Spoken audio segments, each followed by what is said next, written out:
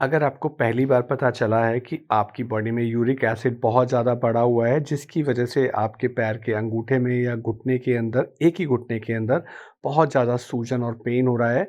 इतना पेन है कि अगर उसके ऊपर कोई क्लॉथ भी टच करेगा तो वो पेनफुल होगा।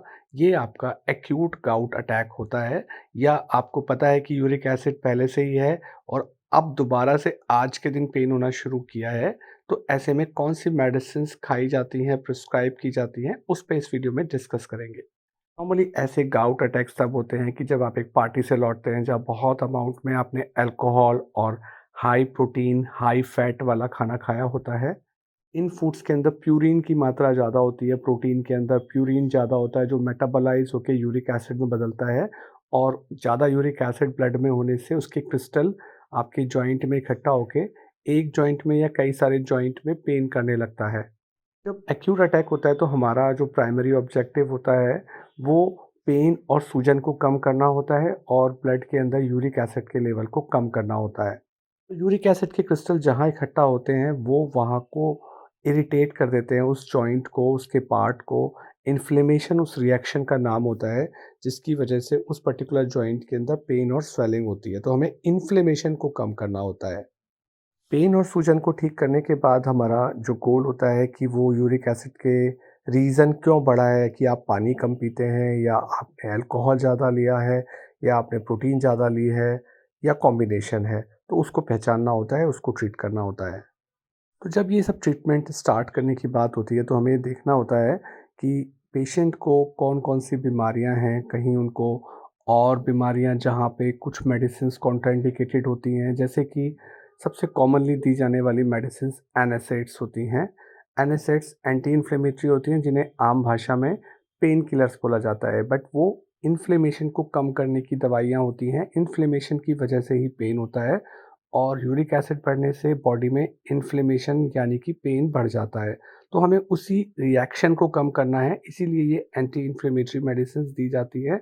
बट अगर आपके शरीर में कई सारी बीमारियां हैं, आपकी एज ज़्यादा है, या किडनी या लिवर पे ऑलरेडी काफ़ी असर पड़ा हुआ है, तो एनएसएइड्स की दवाइयाँ नहीं दी जाती हैं। तो इसीलिए ये दवाइयाँ हमेशा डॉक्टर की सलाह से ही लेनी चाहिए। ब्रूफेन, इंडोमिथासिन, कॉक्स 2 इन्हिबिटर्स में जैसे कि आपकी इटोरिकॉक्सिब, ऐसी दवाइयाँ जो होती हैं, नेप्रोक्सेन, ये सब दवाइयाँ एंटी इन्फ्लेमेटरी मेडिसिन्स होती हैं, डिक्लोफेनेक। तो इन सब मेडिसिन्स को डॉक्टर की सलाह से लेना चाहिए, क्योंकि अगर आपको कुछ रीज़न्स की वजह से मना है, जैसे किडनी लिवर ख़राब होने की वजह से, या आपके पेट में गैस्ट्रिक अल्सर है, ऐसे कई सारे कारण होते हैं, वहाँ ये दवाइयाँ नहीं दी जा सकती हैं। तो इसलिए ये दवाइयाँ डॉक्टर की सलाह में ही लेनी चाहिए। इन दवाइयों के खाने के बाद साइड इफ़ेक्ट भी होते हैं, पेट में जलन हो सकती है, दर्द हो सकता है, गैस बन सकती है, और लिवर किडनी की प्रॉब्लम में तो वैसे ही नहीं देते हैं, इसलिए इनके साथ-साथ कई बार एंटासिड्स की मेडिसिन्स भी दी जाती हैं साथ में।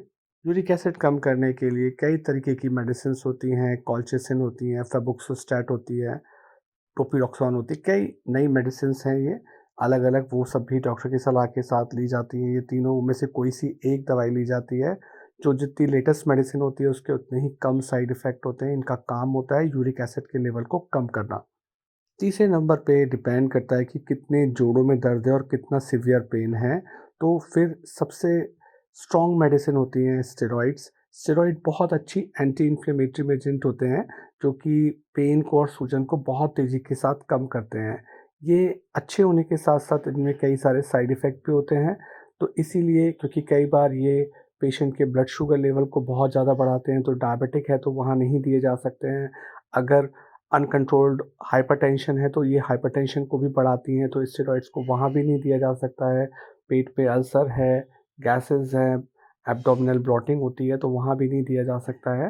तो ये प्रोफ़ाइल को डॉक्टर को देखना होता है कि पेशेंट को ये सब साइड इफ़ेक्ट अगर नहीं है, यंग पेशेंट है, तो एक शॉर्ट कोर्स ओरल स्टेरॉइड का दिया जा सकता है अगर बहुत सारे जोड़ों में दर्द है, या अगर ब्लड शुगर का लेवल ठीक है, तो एक ही जॉइंट में पेन है तो एक ही जॉइंट के अंदर स्टेरॉइड का इंजेक्शन लगाकर, लोकल इंजेक्शन लगाते हैं, तो बाकी सारे साइड इफ़ेक्ट कम हो जाते हैं। मतलब टैबलेट खाने पे साइड इफ़ेक्ट ज़्यादा है, या बॉडी में लोकल इंजेक्शन लगाने के साइड इफ़ेक्ट कम होते हैं, और ये डॉक्टर की सलाह से होता है। ये बहुत ही स्पेसिफ़िक मेडिसिन होती है और बहुत ही स्पेशल मेडिसिन होती है। बहुत तेज़ी के साथ गाउट के होने वाले पेन को कम कर देते हैं। कई प्रकार के स्टेरॉइड्स आते हैं जो कि इस प्रकार के पेन में आराम दिलाते हैं। इस प्रकार से कुछ अलग एंजाइम्स भी होते हैं जिनका काम होता है इन्फ्लेमेशन को कम करना, उनको भी साथ में कंसीडर किया जा सकता है इन्फ्लेमेशन कम करने के लिए, क्योंकि उनके साइड इफ़ेक्ट्स काफ़ी कम होते हैं। ढेर सारा पानी पीना चाहिए, ऐसी डाइट को अवॉइड करना चाहिए जिससे यूरिक एसिड के एक्यूट अटैक होते हैं।